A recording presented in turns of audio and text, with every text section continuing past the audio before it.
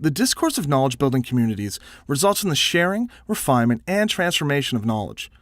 The explicit goal of these discursive practices is to advance the learning community's knowledge. I think the kids learn that when you get up in front of a class, you have to be prepared to defend and justify your decisions.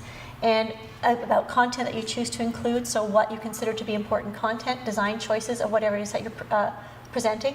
The kids also came to realize that they have choices in how they receive feedback. They can deny and just dig in and say, no, you're wrong. They can concede and just accept, yep, I need to make improvements. They can stand your grounds and defend your choices. And I think there was one girl in the class who became very strong at that. So whereas previously she was not confident about defending her choices in the classroom, she came to recognize that it's an important thing to be able to really understand your project deeply so that when you're up here, you can justify why you've presented it in a certain way. We talked about being able to blow things off.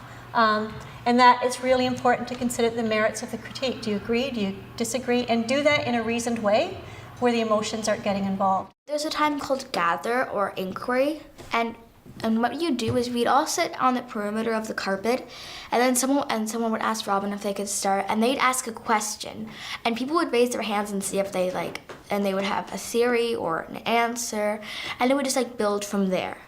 It's about making learning go back to how children, adults naturally learn. When the idea of a knowledge-building talk, discourse, is about having people share ideas, people listening, building onto those ideas, asking questions, and that the discourse is sort of going all over the place. When we think of a classroom, often in a traditional classroom, the discourse is teacher, student, and even a well-intentioned teacher will repeat what a child has said to project it.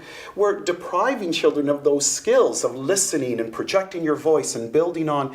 And you've talked about how, children, what we're doing is making their thinking visible when we create these discourse opportunities.